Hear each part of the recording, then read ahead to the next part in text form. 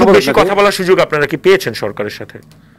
এখন পর্যন্ত খুব সম্ভবত 4 বার প্রধান উপদেষ্টা আমাদের ডেকেছেন। তো আমরা সেখানে ধরেন যে মোটা দাগে প্রায় 30-40টা রাজনৈতিক দল একসাথে, সেখানে আমাদের 3 থেকে 4 মিনিট সময় দেওয়া হয়। একটি রাজনৈতিক দল 3 থেকে 4 একজন, হ্যাঁ, একটা দল থেকে একজনকেই সুযোগ দেওয়া হয় এবং 3 থেকে 4 মিনিটের মধ্যে শেষ করা লাগে।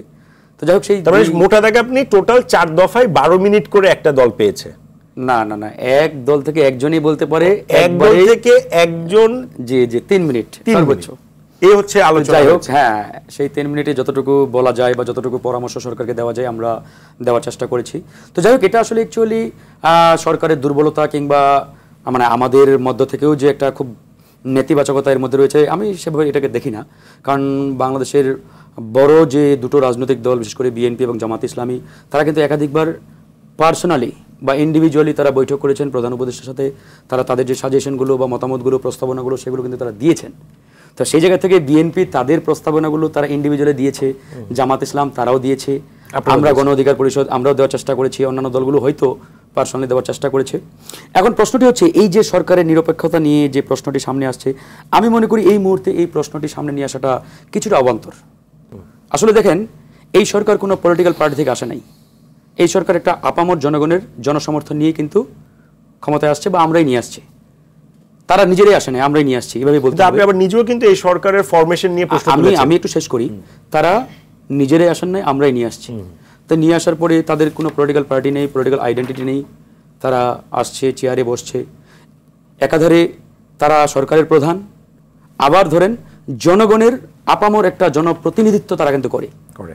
এখন যে জায়গায় বেসিক প্রবলেমটা আজকে ক্রিয়েট হচ্ছে, যে এই সরকারের দায়িত্বশীল অধিকাংশ ব্যক্তি বিগত সময়ে রাষ্ট্র পরিচালনায় কোনো তাদের অভিজ্ঞতা নেই, তাদেরকে বিভিন্ন কারণে নেওয়া হয়েছে। এই কারণেই মূলত আজকে এই যে সংকট, সমস্যা, যে ঝুঁকিগুলো তৈরি হচ্ছে, যেগুলো নিয়ে আমরা আলোচনা করছি, মূলত সেই জায়গা থেকেই এই সমস্যাগুলোর উদ্ভব।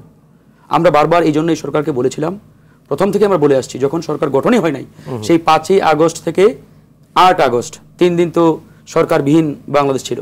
সেই সময় আমরা বলেছি, সবগুলো স্টেক থেকে, অর্থাৎ বিপ্লবের প্রত্যেকটা অংশীজন থেকে সমান সংখ্যক প্রতিনিধি নিয়ে একটি বিপ্লবী জাতীয় সরকার গঠন যাতে করা হয়। তো যাই হোক, বিভিন্ন কারণে সেই সরকার গঠন হয় নাই। না হওয়ার পিছনে অনেক এলিমেন্টস বা অনেক ধরেন যে উপাদান কাজ করেছে, সেগুলো নিয়ে আলোচনা করতে গেলে আজকের এই আলোচনা আরেক দিকে যাবে, তো সেদিকে আমি যেতে চাচ্ছি না। তো যাই হোক, বর্তমান যে সরকার রয়েছে, আমি মনে করি এই সরকারের নিরপেক্ষতা নিয়ে প্রশ্ন করা, একই সাথে আওয়ামী লীগকে সুযোগ তৈরি করে দেওয়া একই কথা। আমরা কি চাই ফ্যাসিবাদকে আবারও সুযোগ করে দিতে? যদি না চাই, তাহলে আমার মনে হয় যে এই নিরপেক্ষতা নিয়ে প্রশ্ন না করাটাই বেটার। আরেকটি বিষয়, রাষ্ট্রীয় পৃষ্ঠপোষকতায় রাজনৈতিক দল গঠনের যে বিষয়টি সামনে আসছে, আমরাও এটা একবারেই পরিষ্কার করে বলেছি, রাষ্ট্রীয় সুযোগ সুবিধা নিয়ে কেউ যদি রাজনৈতিক দল গঠন করতে চায়, এটা আমরা মানব না। একবারেই পরিষ্কার কথা। রাজনীতি করা, রাজনৈতিক দল গঠন করা প্রত্যেকটা নাগরিকের অধিকার। কেউ যদি রাজনৈতিক দল গঠন করতে, ওয়েলকাম, আমরা স্বাগতম জানাবো, আসুন, ফিল্ডে আসুন, রাজপথে আসুন, দল গঠন করুন। এখন আমাদের যেটি প্রশ্ন, এই যে বিএনপি বা অন্য কোনো দল যে অভিযোগটি বারবার করছে, তাদের কাছে কোনো এরকম পরিষ্কার এভিডেন্স আছে কিনা যে এই সরকারের অমুক উপদেষ্টা বা অমুক দায়িত্বশীল রাজনৈতিক দল গঠনের পিছনে কাজ করছেন? এই যে দেখেন প্রমাণ। যদি প্রমাণ থাকে, আমার প্রশ্ন হচ্ছে বিএনপির উচিত অতি দ্রুত সেই প্রমাণগুলো জনগণের সামনে হাজির করা। আমরাই তাদের বিরুদ্ধে দাঁড়াবো, কারণ সরকার হচ্ছেন জনগণের, রাষ্ট্রের প্রত্যেকটা নাগরিকের। সরকারের কোনো দায়িত্বশীল ব্যক্তি কোনো নির্দিষ্ট দল গঠনের পিছনে কাজ করতে পারেন না। যদি কাজ করে থাকেন, প্রমাণ থাকলে নিয়ে আসেন। আমরা আসিফ বলেন, নাহিদ বলেন, আপনার ওই মাহফুজ বলেন, এরা আমাদের ছাত্র সংগঠনে ছিল আগে, আমাদের ছোট ভাই। যাই হোক, তারা এই আন্দোলনে লিড দিয়েছে, তারা সরকারের দায়িত্বে গিয়েছে, আমরা তাদেরকে স্বাগত জানিয়েছি। এখনো তাদেরকে আমরা বলেছি, যতবার তাদের সাথে আমাদের মিটিং হয়, আমরা বলি, তোমরা যদি রাজনৈতিক দল গঠন করতে চাও, দায়িত্ব ছেড়ে রাজপথে আসো, রাজনৈতিক দল মোটামুটি পরিষ্কার, কোনো প্রবলেম নেই। কিন্তু রাষ্ট্রীয় পৃষ্ঠপোষকতায় রাষ্ট্রীয় সুযোগ সুবিধা নিয়ে রাজনৈতিক দল গঠন করবা, জনগণ মেনে নিবে, এটা হতে পারে না, আমরাই মানবো না। আর দুটো একবার সংক্ষেপে শেষ করবো।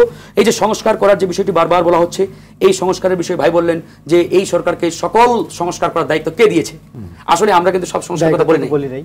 যাক, আপনি এরকম সকল সংস্কার কেউই আসলে চাইছে না। আমি যেটা বলি সেইটুকুন কোট করেন, জি প্লিজ। আপনি হয়তো বলেছিলেন যে পরবর্তী সরকার এসে সংস্কার করবে। হ্যাঁ, সংস্কার একটি চলমান প্রক্রিয়া, এটি একক কোনো ব্যক্তি বা সরকার একবারই ক্ষমতায় এসে সংস্কারের আলোচনা আমরা আসবো। বেসিক প্রশ্নটি আজকে সামনে আপনাদের হাজির করেছি, যে আজকে যদি সেই কমন কিংবা বেসিক বা প্রয়োজনীয় সংস্কারগুলো না করি, তাহলে আগামীতে আবার আন্দোলন করতে হবে।